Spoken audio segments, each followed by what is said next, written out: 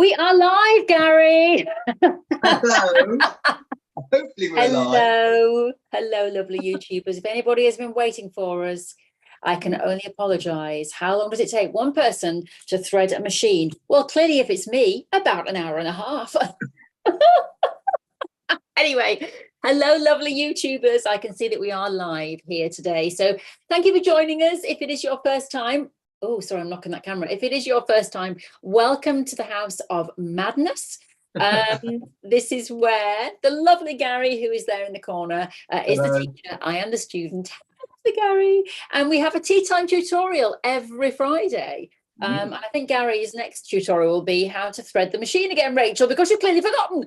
But I am learning. I run Crafty Monkeys, so I meet like-minded people and tutors, and I watch everybody else learn. And I decided one day I wanted to learn. So Gary said, I'll teach you on a Friday. So we bring our tea. We've got our tea today. I've got sweet tea because I've had it. Well, I'm sure people would look and go, how is that possible? Because you're in a lit room. But I've had a migraine all day. But when you take very strong drugs, you don't have any pain. But it's not pleasant.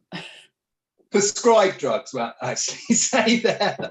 We should say prescription drugs. Yes, we should say prescription migraine drugs, not other drugs. Yes, no.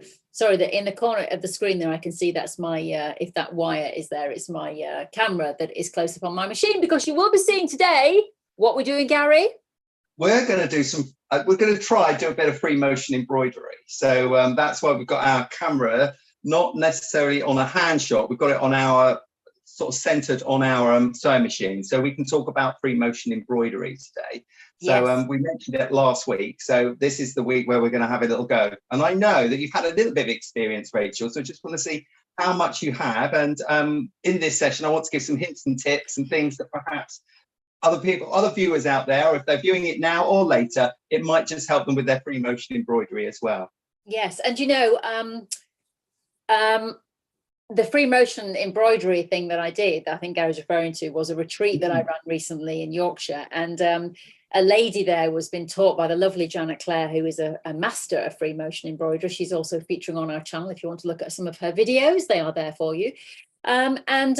This lady just said, oh, Janet's just busy. Rachel, do you know anything about free motion? Which I thought was hilarious, because, you know, people know that I'm just the person who hosts and presents and brings it all together. I'm not the sewer. But I sat down and said, well, I can have a go. And, you know, she couldn't get the fabric to move. And I said, well, why is it not moving? And I thought, well, I'm not going to be able to make it move. And then when I sat down, I was able to write my name. And she said, how are you doing that? How are you making that fabric? I said, I don't know. You just have to kind of get in the flow. So we were both sitting there doing this together, literally looking crazy, like just get in the flow, get in the flow.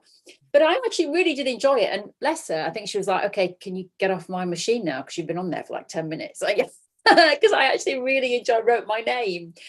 So it is actually a very nice therapeutic thing to do, as well as been a fun thing in the end to do.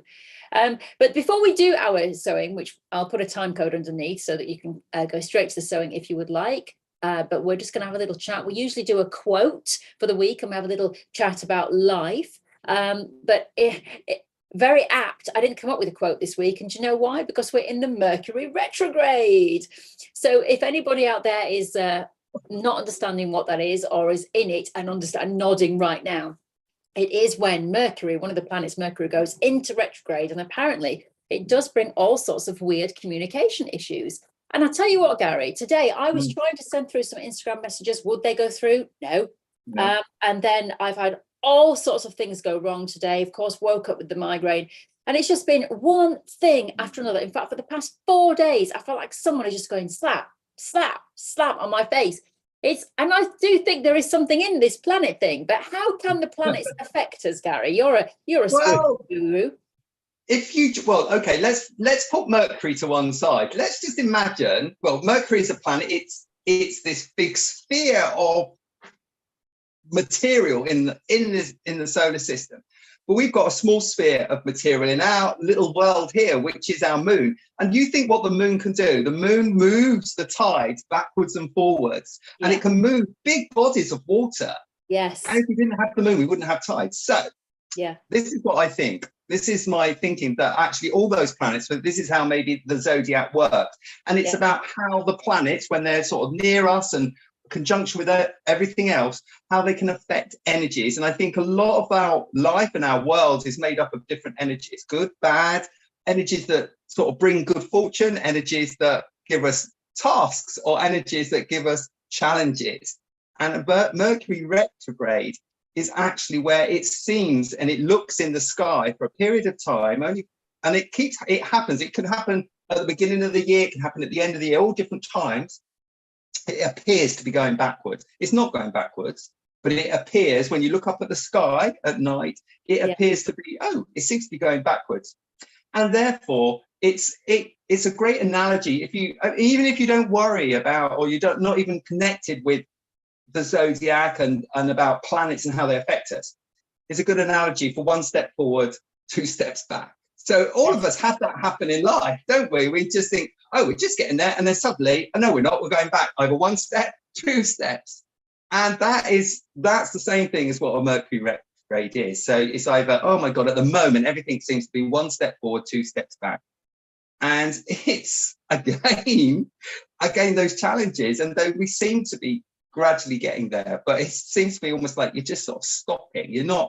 You don't seem to be getting anywhere sometimes, but you probably are. You must be, because we're all moving forward. We're not stopping. You can't go back and revisit stuff again in life. So we are moving forward, but at just this moment, it throws a lot of things. And like you say, it tends to throw a lot of frustrating things when you want to get stuff done. Like today, Friday is your day to send out newsletters and put posts up and stuff like that. And you need the communication system, the internet and everything to be working, and it doesn't send, and you think you've sent it, and then you find it in your, it's still waiting in your outbox. So absolutely frustrating. I think the thing to do is just you just got to try and always flow with the energy. Don't block energy, don't block things. You just got to kind of try and flow with it. And that's what I've been doing today. I've been getting frustrated at various points and just gone, okay, all right, then this is a thing that's happening. It's just, okay, well, we're going to get through it. The next few days, it's just a bumpy ride. But I think that, I think that is a motto in life. If people are watching this right now going, what a load of nonsense about the planets and things. I do think there is, you think about, like you say, the moon affects tides. Therefore, I'm sure it affects us and our moods. Come on, think about it, people. But even if you're not of that thinking, I think it is just a lesson in life that when things are bumpy and things are going wrong, just hang on in there, go with the flow, and know that it will always get better. I will quote Bruce Springsteen at this point. It's a very simple lyric in one of his songs, but he says, I'll do it in a Bruce Springsteen voice, shall I? Hard times come and hard times go. Hard times come and hard times go. And you know what? He's so right.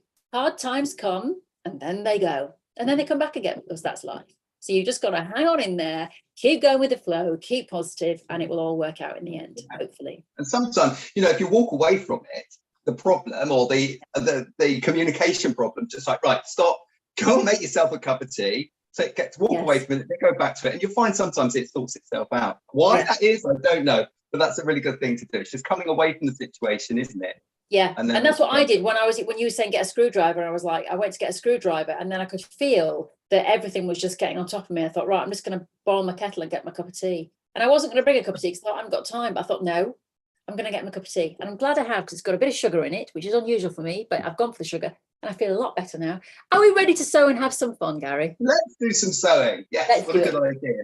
Now, I sent you, Rachel, a little envelope with a couple of little a couple of bits of fabric in there as well. Yeah. Now, Rachel, on that piece of fabric, so we're just going to do our sampling on some calico, but behind the calico there is something behind it, isn't there? There's calico, and then there's this like papery type, J-clothy type fabric. Yes. Do you know what that is? No. Right. So it's called stitch and tear. Now, well, we've used that in your classes, haven't we? And stitch and tear does exactly what it says on the tin. You stitch, so you use it as a sort of a medium to stitch on, but you put your fabric on top of that. You put your fabric on top of the stitch and tear. You do your embroidery, and then you can then tear the paper away. Now, where you might see it, So, for instance, you might have a garment or a jacket or a sweatshirt that's got a logo or an embroidered like crest on it or something like that. From the front, it's all embroidered. But if you look behind, you'll see just little fragments of almost what looks like white paper stuck underneath the embroidery. Now, what that's been, that is your stitch and tear that the manufacturer has put under that garment while it's being machined embroidered and with the logo or with the image or the words, and then it's then been torn away. And why we use that is it just gives a nice body. It almost makes, I mean, this calico is probably stiff enough on its own to stitch on, but if it's something like, it might be a cotton, it might be slightly thinner than the calico, but it just gives extra body and it makes this like a sheet of paper. Now, that's really apt because what we've got to imagine is we are drawing with our sewing machine when we're using free motion embroidery. So we're almost imagining that the needle is the pen that you draw with. And a good thing to start with before we even look at the machine is you can pick up a pad and pen, and by not looking at it, by not looking, which is the action that you've got to get used to, you've got to be able to write, but it's completely disconnected because you're not actually holding a pen to write. Yes. What you're doing is you've got your piece of paper, and while the needle goes up and down, you've got to move this piece of paper or the piece of fabric to do writing. So as a kid, I'm not going to get you to do this, but I don't know if you've ever done as a kid, is put the pen in your mouth and draw with your mouth. You can do that. But another exercise you can do to warm up. So any of you at home thinking, oh gosh, I've got to get started on some really good, I want to do some really nice machine embroidery. And even if you're experienced, I would say to everyone, including myself, warm up before you get started on the proper piece. So don't start directly doing machine embroidery on the piece that is going to be the final. What you need is little scraps around you and just practice. But one warm up is, which I know that you can do, you can write your name, Rachel. I know. Ish. I didn't say it looked good, Gary. I didn't say it looked good. I'm not sure it was illegible, but I did write it. Exactly. So what you can do is on a piece of paper, and I don't have to hold it like this up in the air, you can put it down, but looking away, what I want you to do is put your pen on the paper and you're just going to write, as you would normally write your name, you're going to just write your name, okay? I mean, that was quite basic, but you can just write your name. There's mine, 4 letters. Yours is slightly longer. You can just write your name, and that will help practice because you've not looked at it. You've just used your hands, and that'll just start getting your eye and hand coordinated, ready to start using your free motion embroidery. So that's something before you start. So where you can prepare your fabric, so you can put a bit of stitch and tear behind it. I've just put a machine line just to hold it in place, but you could tack it around. I would say tack it or machine it on so you can take it off, rather than put pins in, because of the action that we're going to use. If there's pins in that holding the backing onto the calico, what you'll find is you'll get those pins caught into your skin, and then we're imparting blood and DNA onto our work, which if we're really very nice, we don't want to do that. No. So I would keep pins away from free motion embroidery. I would tack the backing on, or even if you want to draw an image first, maybe you might want to just use a fabric pen and draw an image to follow it. You can do that. But I think it's quite nice just to practice on a piece of paper, not looking at it, write your name, and then you're going to then write your name on that piece of fabric that we're going to use next. So I'm just going to talk you through the machine. Let's go to the sewing machine. Okay, right. So there's a sewing machine here. I hope you can see it as much as possible. Now, for free motion embroidery, you need one of these like feet. Your feet might come in all different sort of shapes and sizes. This is sort of like a universal one for my brother machine, but you might have, what have I got behind me? You might have one that looks more like that, like a metal one. So you might have one that's a little bit more of a metal one. You might have one, there's another one, which has got a really small little eye like that for the needle to go through. So it depends, and they all do basically the same job. They still have to fit onto your machine. So why I had to get Rachel to go and get a screwdriver is that you have to take, so if I slightly just move my machine so you can see, you have to take the foot or the whole sort of a contraption really, for my machine anyway, you have to take the foot off, and then you have to put on this free motion foot on. So you're going to have to put that on and get that in position first of all. So I'm just going to do that because I took mine off because I wanted to just like hand screw it on. But I would say you need it on tight, because this foot bounces up and down as you sew. And it does, if you haven't tightened that up, the screw at the side at the top, what will happen is you're merrily sewing along and suddenly it just come off because you haven't tightened it up properly. Same bobbing thread in the same color and same make in your bobbin and your thread along the top. At the moment, we're not talking about specific or different types of thread. This is just an ordinary sew all thread. And so is the needle, just a universal needle. There are needles you can get for free motion embroidery needles, and there are different types of thread that you can get. And that is a whole other session that we can talk about in the future. But let's just talk about doing it for beginners and just with the ordinary thread. I'm using black because I want it to contrast and I want to be able to see it as I do it. Another thing you need to remember is the needle needs to go down through the middle of whichever foot you've got. You don't have it on zigzag because it will hit either side and then the needle will break. You don't want the needle, even though it's on straight stitch, you don't want it over to one side. So it is straight stitch and it has to go through the middle. People ask me, oh, what is the stitch length that I need? It doesn't matter because you are moving this, it won't make any difference what you've set the stitch length at. It won't, because the other thing we need to adjust is what's called the feed dogs. So the feed dogs, where my finger is here, is those little grippy things. I think that's a technical term. Definitely a technical term. That grip the fabric and move it forward. So we're used to, so for instance, I get my little sample of fabric. When the normal foot's on, we're used to putting the piece of fabric underneath. We put our foot down and we're used to those feed dogs guiding it through. And depending on what size we set our stitch length, depends on how fast it goes through. So you don't need to worry about that. But what you do need to do is not stitch length, but we need to get these feed dogs out of the way. And that's why your lady probably was saying, but it's not going anywhere. It's not moving anywhere. Oh, and I didn't tell her that. Yes, and that was because that it won't go anywhere because we're not going to work with these feed dogs. Now on the machine, on your machine and my machine. Wait, and Gary, that can't have been her problem. Not that this is relevant to anything, but it can't have been her problem because when I sat down and did it, I could make it move. Yes, because Janet had already told her to drop her feed dogs at the back of the machine. Yeah. So at the back of the machine, there is a mechanism which drops the feed. There's a little click and at the back of your machine, and it's just here. I'm going to turn.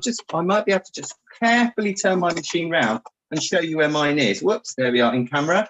Can you see that little lever there? Sometimes it's directly on the back of the machine. Sometimes you have to take the tray off the front and it's inside the machine. But you'll see there's a little there'll be a little picture there, and one has got little triangles above the line and one of it's got triangles below the line. You want triangles below the line. So you can see you can shift them back from one to the other. So you want your feed dogs to go below the plate. So they're going to go below the plate like that. Okay. So have you done that to your machine, Rachel? No, of course I haven't. And I'm looking for... Yes, I have, Gary. I've done it. I've managed it. Oh, my goodness me. I've managed something for the first time. I didn't even know that existed, that switch. Now I know what it's for. Yeah. You just got to, all you've got to remember is that you need to put them back up when you're just ordinary sewing, because you won't be going anywhere, because now they're not there. They're not going to interfere with the sewing. They're not going to be coming up and down. So it means that you've got really nice, smooth sort of action like this to move. Now, my fingers are always quite sort of like, I'm not say damp, but they're not over dry. So I've got quite good grip. I can grip like that just by putting my hands on and a little bit of pressure down, but I can move that around quite easy. That's the action that we're going to do. But some people haven't. You can sometimes, if you just sort of like blow hot air from your mouth onto your tips of your fingers, it just gives it. Sometimes when I've got like they feel a bit dry, just blow on them and then I've got my grip. Other people, yes, that's why some people use quilting gloves, don't they, Gary? Yeah, and all they are what I call popple palm gloves. So they're just ordinary like cotton or very thin wool gloves, which have got little popple resin on the back, which gives them a little bit of grip. But you know, if you haven't got them, what you could do is just put on your marigold rubber gloves, and that will give you the same grip. So if say, oh, I can't do it, I can't grip, while you're waiting for your quilting gloves to arrive, just get your rubber gloves out and just use your rubber gloves for the time being. That will give you enough grip as well to do that. It might be a bit hot on your hands, but for the time being, you could use those also. So there's a little trick for you. And I'm sure you'll be all right, Rachel, be able to do this without any gloves. But you can get gloves, special gloves for them, but it's not necessary. I've always got really cold hands. I'm just cold. I'm just always cold. They say cold hands, warm heart. That's well, that's true then, because I've always got really cold hands. You have indeed. Right. So what else do we need to do about the machine? Because, shall I fiddle around? Shall I have a fiddle around with the tension? No, don't fiddle around with the tension. The tension is fine. You were doing ordinary sewing, straight stitch sewing, zigzag, whatever, and the tension's been fine. So that's okay. Leave that where that is. What else do people ask me? Speed. So if you've got a speed setting on your machine, you might want to, if you're a sort of a beginner, you might want to set the speed halfway on. As you get more confident, you want to have it up quite high. But if you put it on the lowest setting, it'll be so slow and laborious, you'll be finding it very, very difficult. So let's get started. I'm going to write my name, and then let's see how you get on with writing your name, Rachel. So I'm going to set the speed. I'm going to put it halfway on. Now, the thing to remember is you've got a thread on the bottom, which goes, you're going to have that going underneath. You've got a thread on the top that's coming from the needle. You could catch it and pull it through, but it might just sort of like, you might be able to catch it like that.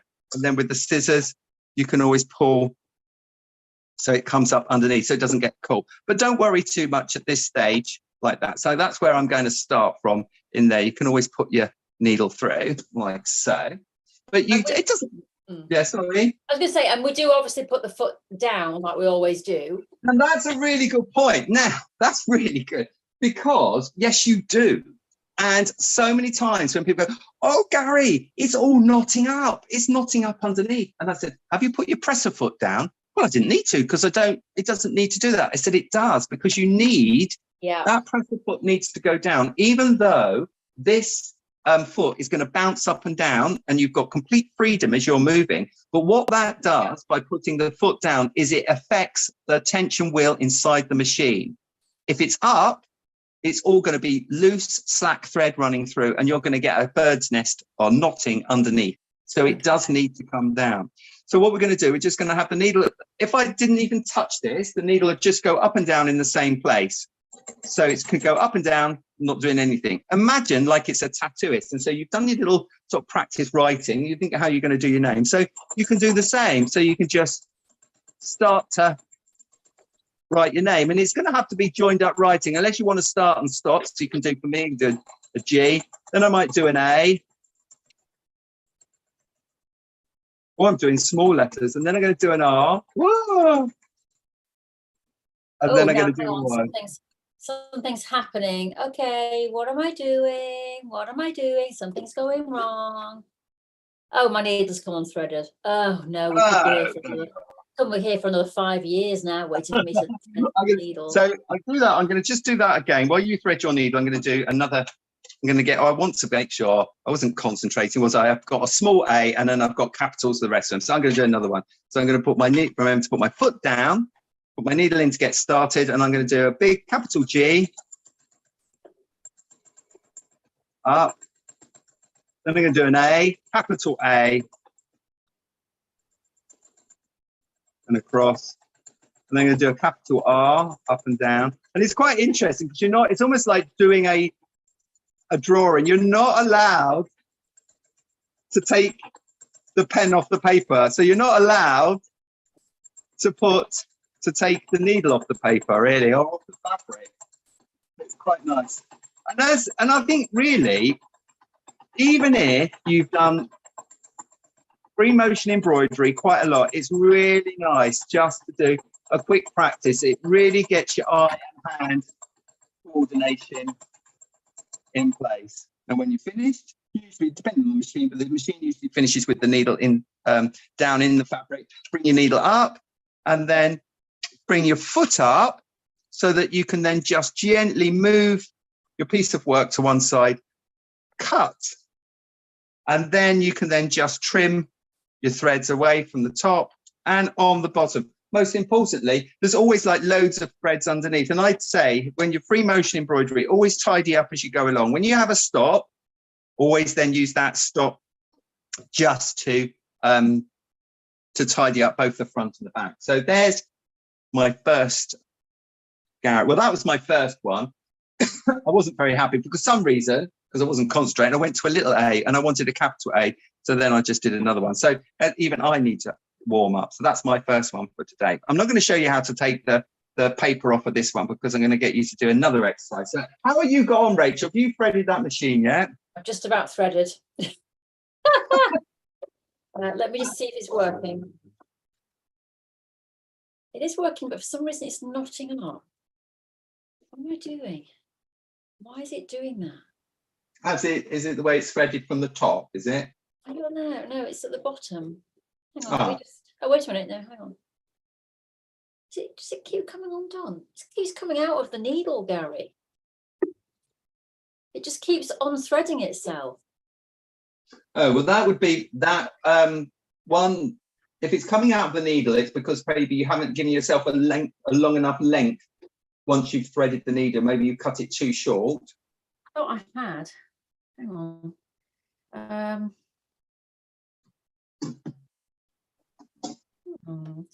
Shall we try and thread it again? Yeah. Try and thread it again. So tell us what your where you're going. So you're going across. Yeah.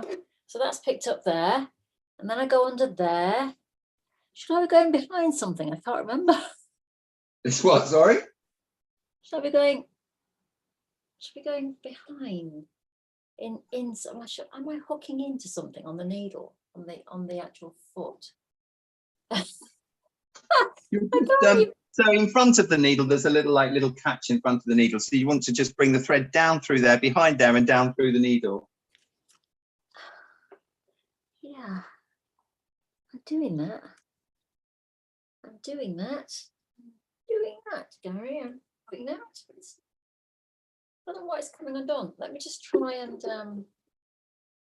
And then I get you to take once you've got it threaded and you've pulled it through and given yourself enough length, the other thing I want you to do is take the bobbin out, and I want to check that you've got your bobbin in correctly as well.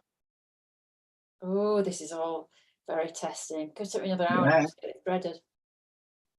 Hang on. Right, let me just. Bear with us, callers. Right. This is fascinating for people. It's fascinating waiting for me to thread a needle. This is a retrograde moment because it all went all right to start with, and you're going, "Oh, this is really good. This is it's all working," and then suddenly we have another step backwards.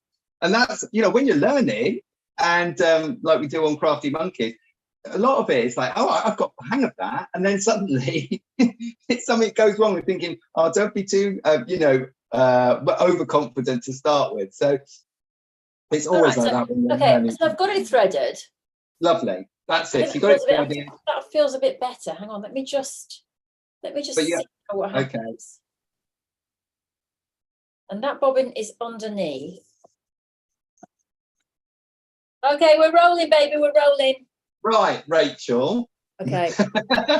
Right, Rachel Kieran. I'd like just write your first name, Rachel. Let's see how you do that.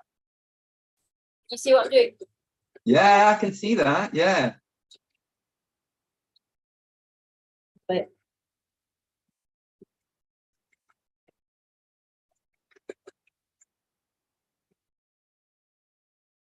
can't rush as well. Sometimes you feel like trying to rush through it. Yes. And you can't. Thankfully, I haven't got too long a name. Rach.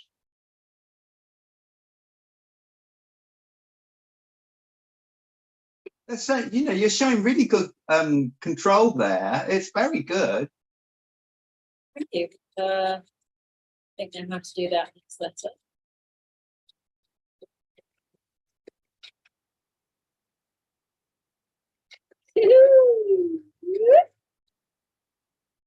And just for you, Gary.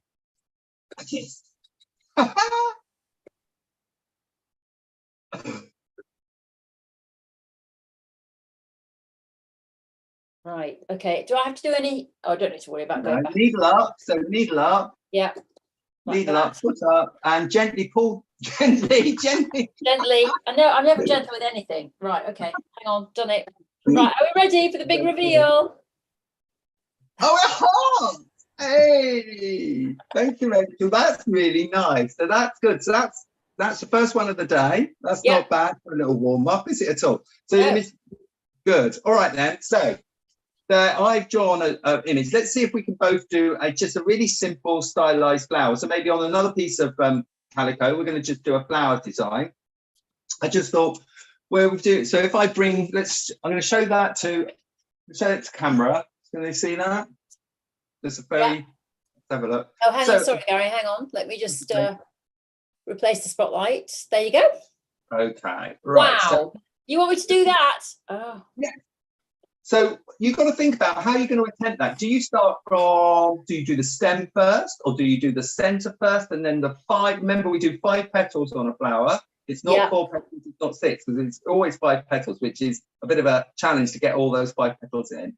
So my suggestion is I would start with the center, which you could do a nice little spiral for the center if you wanted to. Then do your 5 petals, then do a stem, then do a leaf and the veins of the leaf. Okay, let's see how you get on with that. Shall I keep? Okay. You what? Put the two at the side, so you can have that for reference. If I keep that up like that, let's see how you get on. Let's see. Oh, okay. So take out your machine. Okay, so I'll take off that. We're going to get you. Cool. Okay, so I'm going to start with the center. Ready? Start with the center. That's it. Please don't come on thread.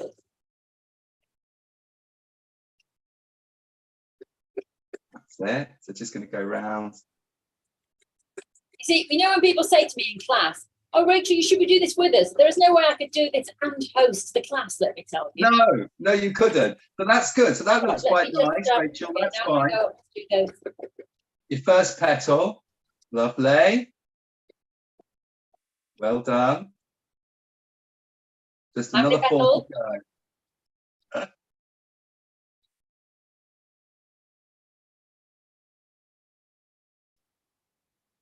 That looks all right.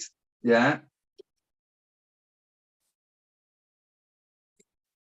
And does it feel quite sort of smooth to move? Are you finding that quite easy? And because you've got the feet on. Yeah. Lovely. Okay, so now stem.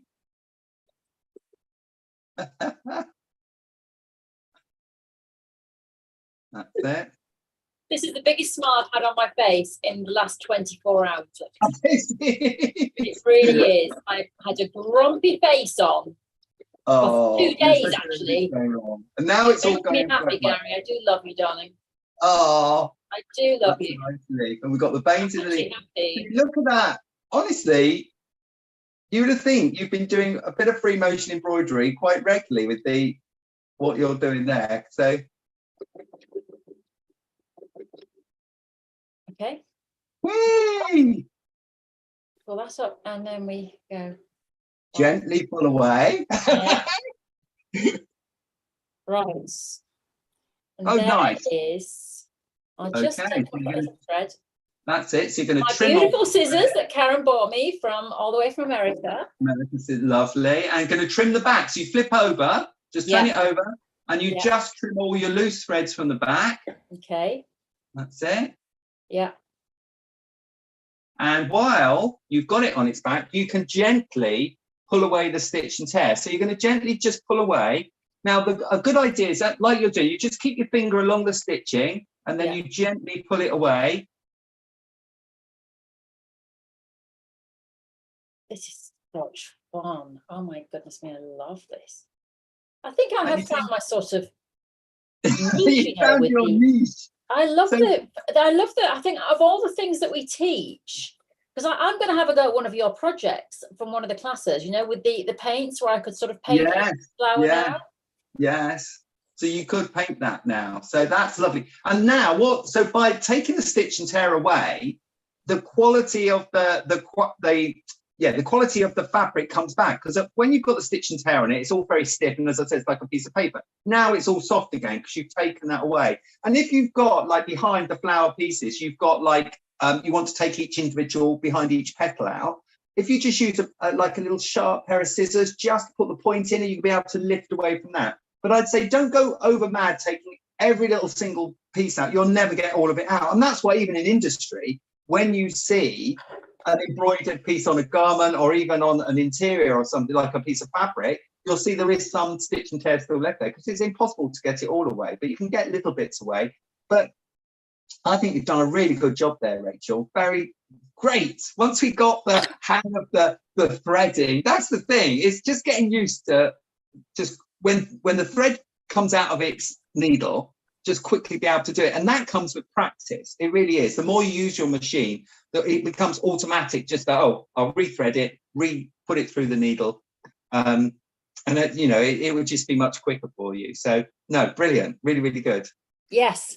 Well, are you on the gallery now? So you can see, Gary, can't you? Look, I'll just hold it up into my desk so everybody can see that lovely flower. Yeah, little stylized flower. Very good start. So, I mean, you could have a little row of those flowers, and you could make a little, it's almost like a little sort of country sort of meadow scene with all different types of flowers, little bits of grass and things like that. Absolutely. Yeah. I might carry on playing after this YouTube. I am, I'm because I'm going to do that. I'm going to do it. Rest. No, I think I'm going to carry on playing. I think I need to. I'm just looking at my threads because I'm using Aurifil thread. Get me! Aurifil, hey! And Aurifil. Now the Aurifil. Now, do they come in such a variety of colours? And have they got, some of them got a sheen to them? Can they have, some of them have got like a sheen? Yes, I think so. This one has definitely got a sheen to it that I'm using at the moment. Yeah. So they're really good for machine embroidery, and so you can have more of a satiny look to it, and you can fill in some of your like your free motion embroidery with more stitches, so you can start to fill in places with those coloured threads. Yeah. And but when we go to there, we need to think about a different type of needle, and we can talk about that another time, and different threads, different needles and things like that. I mean, as we do these little lessons, I do introduce a few different needles for the sewing machine, but that is a whole other, you know. Well, I've never actually changed a needle on this thing. Have you not? Right. We need to do that. So there's another lesson in how to change the needle. Changing the needle. When do we change the needle? And what types of needle for what project? So that would be a very good session that we can do in the future. Yeah. But next week. Yes, let's talk about next week, because we're doing something entirely different, because this is what we do in our tea time tutorials. We do something different every single week. So Gary, this is going to be a brilliant conversation next week. It's not sewing. It is going to be us having a chat. But don't worry, people, if you're sitting there thinking, oh, no, not the planets again. No, we're not talking about planets. I think this is a really interesting conversation to have. Gary, what are we talking about? Okay, so I expect this affects all of us, men and women and children probably as well. It's sizing with our garments that we wear, sizing both from patterns. So we can buy a pattern and we can make our own clothes and getting the sizing right on that. But going into the high street and buying things off the peg, or ordering things from an online clothing store, and the frustration where at one shop it's one's, you know, you're still going for the same size, and it fits you. You go to another size, is too big, or it might be too small. So what's that? How does that all happen? Why is it all gone so skew-whiffy? And there is loads of factors playing there, lots and lots of factors, which I want to talk about next week. So why is it that sizing seems to have gone completely AWOL? And is there anything we can do, if anything, to conquer that? So yeah, I think it's going to be a good conversation. I think we're going to go over a few things, and you can impart some of your experiences when you've been shopping for clothes. Absolutely, because I think you and I were talking about this, and we're talking about the psychological element. Is there some trickery and skullduggery at play? Because some shops putting you in much smaller sizes so that you feel good and go back to that shop, because that certainly happened with me, and we will talk about that more next week. So yeah, I think it's very interesting. and it'll be, and also, you know, just to know about your sizing, but also, you know, as you said, the mannequin that you were working on was my sizing. Yes. Which we'll talk about next week. But then you said about Marilyn Monroe, that Marilyn Monroe, compared to that mannequin, was actually a size, what was she, size Marilyn? It's a 16, American size 16. So 16. You know, which now we, you know, like I say, we went through the time, didn't we, where supermodels were a size 6, and you just go, wow, it's crazy, isn't it? It's crazy, the difference in sizes. And you know, but a 16 in America is an American size 12, I guess. So that is kind of probably the average. Well, they say maybe about 14. Who knows? I mean, it doesn't matter what size we are. We're not talking about. Yeah, we're not talking about. No, let's not. We won't divulge too much because there is such a depth of conversation and things that we can talk about. It's going to be. I mean, hopefully we can get it condensed in a short time because there is a lot to talk about, and it will give a lot of people for comments and things to come onto the channel that we can answer, or at least, you know, agree with some of the experiences that you've had out there when you've been trying to buy clothes and it just like, why doesn't it fit when it says it's my size? So really, I think it's really interesting. So it'd be nice to sort of have a little chat about that. And if anybody is watching this at a later date from now, if it's not a live video and you pick it up after October, go to our website, CraftyMonkies.com, and in the shop, definitely from the 1st of November onwards, you will see Gary's class on how to make a little skater dress from a t-shirt. So basing it on a t-shirt, you'll learn how to draft a pattern from that t-shirt and then create yourself a skater dress. You can adjust the bust line as well, adjust the length, but you will learn about pattern making and about how to size for yourself and get something to fit you properly from that class. And that will be available in our shop, which is on the Crafty Monkies website. I will put the link below because you could go there now and have a look at any of the classes that we have, including some free motion embroidery classes from our lovely Gary with stitch and tear and paint. Lovely. Well, listen, thank you so much, Gary. And thank you to everybody who watches this. Please do hit that button, the like and subscribe. It really would help us if you would just at least like the video, but also to subscribe to it as well. And if you hit the bell, you will be notified of when we are going live. And then that means that you can always join us and join in with the chat. And if you've got any comments after watching this video, leave them below because we do answer them. There was a lovely lady last week who commented on the automatic threader on this machine, because I said, oh, I struggle with the automatic threader, and she said something about she puts her needle halfway down or something, or holds it down and twists it and then it works. And I was like, oh, I'm so going to try that. So thank you so much. So do leave your comments. Right, lovely Gary, thank you to you as always. My tea's nearly gone now. And thank you to lovely YouTubers for watching. We will see you next time. Bye bye.